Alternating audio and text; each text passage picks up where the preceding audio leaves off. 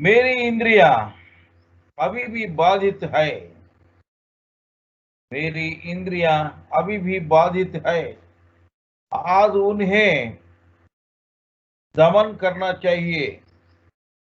क्रिया योग प्राण कर्म और ओंकार क्रिया करें, जिससे सभी इंद्रियों को कर्म की हीनावस्था स्थिति में रखा जाए। जिससे सभी इंद्रियों को कर्म की हीनावस्था स्थिति में रखा जाए। स्थिर ब्रह्म में पूरी तरह स्थिर ब्रह्म में पूरी तरह से लयबद्ध होना चाहिए। लयबद्ध होना चाहिए। इस प्रकार की देहातीत और त्रिगुणातीत अवस्था को प्राप्त करना चाहिए। यह अभी भी कठिन अभ्यास करने की जरूरत है।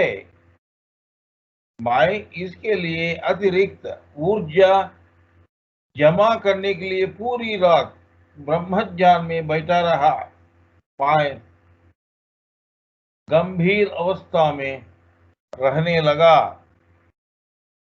अर्जुन ने मत्स्य भेद बाण चलाकर द्रौपदी को जीत लिया। पांच पांडव पांच है, पांच तत्व है। वे धर्मराज अथवा युधिष्ठिर वो विशुद्ध चक्र में उपस्थित है। कंठ में शून्य तत्व। इस शून्यता को बीत जाने के बाद ही साधक महाशून्य तक पहुंच सकता है और इसमें लय हो सकता है। भीम अनाहत चक्र हृदय की वायु तत्व। इस नाभि के तेजस तत्व को पार करने के बाद ही साधक इस नाद ब्रह्म तत्वम तक पहुंच सकता है और इसको पार करने का पश्चात ही साधक गले में शून्य तत्व को पहुंच सकता है और उसमें विलीन हो सकता है।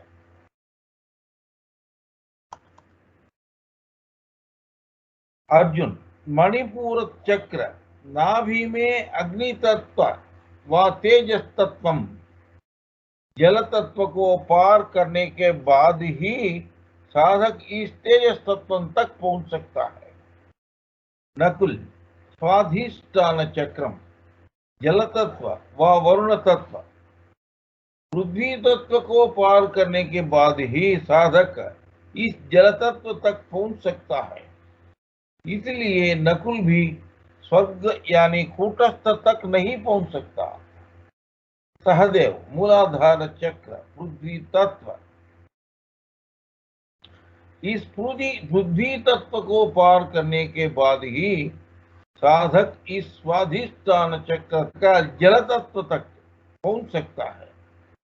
इसलिए सहदेव भी स्वर्ग यानी कूटस्थ तक नहीं पहुंच सकता। तो मूलाधार चक्र में पृथ्वी तत्व, स्वाधिष्ठान चक्र में जल तत्व, मणिपुर चक्र में उग्रता यानी अग्नि तत्व, हृदय में अग्नि अनाहत चक्र यानी वायु तत्व, विशुद्ध चक्र में शून्य तत्व में, तत्पश्चात कूटस्थ में विलीन होना है। तो मूलाधार चक्र में पृथ्वी तत्व, स्वाधिष्ठान चक्र में जल तत्व, मणिपुर चक्र में उग्रता यानी अग्नि तत्व, हृदय में अनाहत चक्र में वायु तत्व, विशुद्ध चक्र में शून्य तत्व में तत्पश्चात कूटस्थ में विलीन होना है। तभी स्वर्ग तक पहुंचने में सक्षम है। इन पांच तत्वों को सामूहिक रूप से प्रकृति कहा जाता है। इस प्रकृति को द्रौपदी कहा जाता है। इसलिए इन पांच तत्वों को निर्गुण, विशिष्ट, त्रिगुणातीत महाशून्य स्वरूपी कूटस्थ में विलय करने के तरीके को समझने के लिए अर्जुन को तीर की तरह मछली पकड़नी होगी और तीर चलाना होगा। कहने का तात्पर्य यह है कि इस संसार में व्याप्त कामना वासना आकर्षण के सर्वव्यापी रूप को नष्ट कर देना चाहिए। कहने का तात्पर्य है कि इस संसार में व्याप्त कामना वासना आकर्षण के सर्वव्यापी रूप को नष्ट कर देना चाहिए। पंच तत्व और त्रिगुणों को दूर करना होगा। कूटस्थ नामक स्वर्ग में स्थायी स्थान होना चाहिए। प्राण सर्वशक्तिमान है। प्राण ही चंचलता को आद्याशक्ति या महामाया कहते हैं। हर कोई एक महिला रूपी ही है। हर कोई एक महिला रूप ही है। जीवन की स्थिरता की स्थिति को पुरुष कहा जाता है। जीवन की यानी प्राण की स्थिरता की स्थिति को पुरुष कहा जाता है। 10,61 प्राणायाम करने से ही केवल कुंभक प्राप्त होगा। प्राणायामो महाधर्म वेदानपि अगोचरः सर्वपुण्यस्य सारो हि पापराशि तुलानलः। महापातक कोटिनां तत्कोटिनां च दुष्कृतां पूर्वजन्मार्जितं पापं नाना दुष्कर्म पातकम् नश्यत्येव महादेव धन्यः सोऽभ्यास योगतः। रुद्रयामल। प्राणायाम ही महाधर्म है और वेदों के लिए भी अतीत है। यही सर्व पुण्यों का सार है और सारे पापों का नाश करता है। अंतर्मुख प्राणायाम महान पातक और दुष्कर्मा को नष्ट कर देता है। पातक कितना ही बड़ी हो, इस प्राणायाम क्रिया से उसका नाश हो जाएगा। उस साधक धन्य है जो अंतर्मुखी प्राणायाम करता है। आनंदौ जायते चित्ते प्राणायाम सुखी भवेत्। इस भवसार में प्राणायाम करने वाले सुखी रहते हैं। इस संसार में प्राणायाम करने वाले सुखी रहते हैं। प्राणायाम से ब्रह्म ज्ञान होता है। बाल बुद्धि अंगुलाभ्याम नासिका छिद्रम अवरुध्य। यह प्राणायाम क्रियते स खलु शिष्ट इत्याद्यः। ऋग्वेद शंकर भाष्यम। अज्ञात लड़के अपनी उंगलियों से नाक के छिद्र बंद कर देते हैं और प्राणायाम करते हैं। और प्राणायाम को शिष्ट जन त्यागना चाहिए। अपाने जुक्पति प्राणम प्राणोपानम तथा परे। प्राणापान गतिरुद्ध्वा प्राणायाम परायणः अपरे नियताहाराः प्राणान् प्राणेषु जुह्वति। गीता 4th अध्याय 29 श्लोक।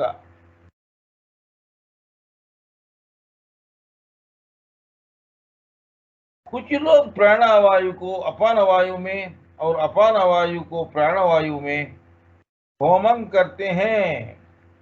ऐसा करने से केवल कुंभक का सिद्धि मिलेगा। यह चंचल प्राण का कर्म है। कुछ साधकों नियमित भोजन करते हैं और प्राण के साथ प्राण होमन करते हैं। यह एक निश्चित वायु अनुष्ठान है, अर्थात ओंकार क्रिया करते हैं। अंतर्मुख प्राणायाम, अंतर्मुख प्राणायाम में प्रत्येक में 44 सेकंड लगते हैं, यानी योगी 24 घंटे में 2000 प्राणायाम कर सकता है। इतना प्राणायाम करते करते निश्चल अवस्था हो जाता है, तब योगी का श्वास की कोई गति मात्र नहीं होगी। इस सर्वोत्तम प्राणायाम के माध्यम से सामान्य 21,600 सांसों को रोके और क्रिया परावस्था का प्राप्त करो। यह प्राणायाम अष्टांग योग का अभिन्न अंग है, अभिन्न अंग है। 12 उत्तम प्राणायाम इज इक्वल टू प्रत्याहार अवस्था, यानी मन न तो संसार की दिशा में अथवा इंद्रियों की ओर मन नहीं जाना, यानी मन न तो संसार की दिशा में अथवा इंद्रियों की ओर मन नहीं जाना। 144 श्रेष्ठ प्राणायाम इज इक्वल टू धारणा की अवस्था। याद रखना, श्रेष्ठ प्राणायाम मतलब ऐसा खेचरी लगा के करना, ये वाला 144 श्रेष्ठ प्राणायाम, धारणा इज इक्वल टू धारणा की अवस्था, आत्म ज्योति का दर्शन होना, मन पूरी तरह से इंद्रियों की ओर नहीं जाता। 1728 सर्वश्रेष्ठ प्राणायाम इज इक्वल टू ध्यान की अवस्था। आत्मा के मामले में एक निश्चित लक्ष्य का घटन। 2,07,036 उत्तम प्राणायाम इज इक्वल टू समाधि अवस्था, संपूर्ण ज्ञान अवस्था। केवल आत्मा अकेली है, मैं नहीं रहूंगा, मैं का भाव खत्म हो गया।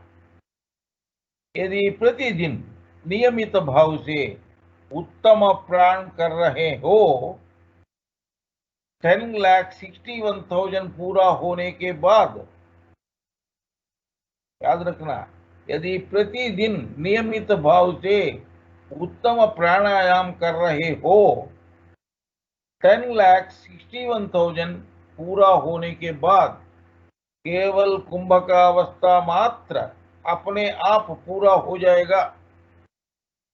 श्वास और आश्वासन, श्वास श्वसन और आश्वासन, श्वसन और आश्वासन योगी के वश में है। कालातीत अवस्था उपलब्ध है। योगी गति के पार करता है और अगति प्राप्त करता है। केवल कुंभ का अवस्था द्वारा परमानंद प्राप्त कर सकता है। पृथ्वी के परमाणु जल में है, जल के परमाणु अग्नि में है, अग्नि के परमाणु वायु में है, वायु के परमाणु शून्य में है, और अंत में ब्रह्माणु भी नहीं रह के शून्य ब्रह्म में स्थित हो जाता है। उसके बाद और कुछ नहीं होगा। क्रिया ही सच है, बाकी सब मिथ्या है। क्रिया ही सच है, बाकी सब मिथ्या है। समस्त वेद पाठ क्रिया यज्ञ के साधना से प्राप्त होती है। समस्त वेद पाठ क्रिया यज्ञ के साधना से प्राप्त होती है। इस क्रिया यज्ञ से सब कुछ उत्पन्न होता है। क्रिया यज्ञ है, क्रिया जीवन है, क्रिया यज्ञ है, क्रिया जीवन है, क्रिया धर्म है, क्रिया अस्तित्व है, स्थिर प्राण शून्य है। प्राणायाम महाधर्म है और वेदों के लिए भी अतीत है। यही सर्व पुण्यों को सार है और सारे पापों का नाश करता है। अंतर्मुख प्राणायाम महान पातक और दुष्कर्मा को नष्ट कर देता है। पातक कितना भी बड़ी हो, इस प्राणायाम क्रिया से उसका नाश हो जाएगा। धन्य है अंतर्मुखी प्राणायाम करने वाले साधक। जो गुरु की कृपा चाहते हैं वे गुरु का आज्ञा पालन करते हैं। तब शिष्य स्वयं ही गुरु की आज्ञा पाते हैं। आत्मा हवै गुरु रे कहा। इसका अर्थ है आत्मा ही गुरु है। गु का अर्थ है अंधकार से। गु का अर्थ है अंधकार से। रूप जिसका अर्थ है प्रकाश की ओर ले जाना, जिसका अर्थ है प्राणायाम श्वास गुरु है। कूटस्थ में श्री गुरु। प्राणायाम श्वास ही गुरु है, कूटस्थ ही श्री गुरु है। प्राणायाम की चंचलता ही कर्म है। ग्रंथस्थ वेद पठन किया, शास्त्रों में पढ़ा हुआ ब्रह्म ज्ञान निरुपयोग है। ग्रंथस्थ वेद पठन किया, शास्त्रों में पढ़ा हुआ ब्रह्म ज्ञान निरुपयोग है। नियमित क्रिया अभ्यास करो, वही वेद शास्त्र है। यज्ञ वही उत्प्रेरक है जो अस्थिर जीवन को स्थिर बनाता है। यह क्रिया कर्म ही सत्य है, अन्य सभी कर्म मिथ्या है। यह क्रिया कर्म ही वेद शास्त्र है। यह क्रिया योग कर्म ही वेद शास्त्र है। प्रतिदिन क्रियातीत अवस्था में पहुंचो। कोई और क्रिया कर्म नहीं बची है। प्राण की अस्थिरता को पूरी तरह से मिटा दो। ऐसी अवस्था ही वेदांत दर्शन है। ग्रंथ पढ़ने के कारण यह संभव नहीं है। द्वैत ही समस्त दुखों का मूल है। श्वास की गतिशील अवस्था ही अंधकार या अज्ञान की दिशा है। श्वास की स्थिर अवस्था ही प्रकाश या चेतना की दिशा की अवस्था है। श्वास की स्थिर अवस्था ही प्रकाश या चेतना की दिशा की अवस्था है। स्थिर श्वास ही गायत्री वेदों की जननी है। स्थिर श्वास ही गायत्री जो वेदों की जननी है। इस श्वास की चंचलता ही शिष्य है। इस श्वास की चंचलता ही शिष्य है। कांटे को कांटे से हटा देना चाहिए। इस श्वास को प्राण कर्म यानी अंतर्मुख प्राण क्रिया योग प्राण कर्म से ही, इस श्वास को प्राण कर्म यानी अंतर्मुख क्रिया योग प्राण कर्म से ही स्थिर करना चाहिए। यह आत्म सूर्य गुरु चरणों और गुरु का रूप है। यह आत्म सूर्य ही महादेव है। यह आत्म सूर्य को दीप्तिमान रूप का स्रोत मूल कारक है। यह आत्म सूर्य ही दीप्तिमान रूप का स्रोत और मूल कारक है।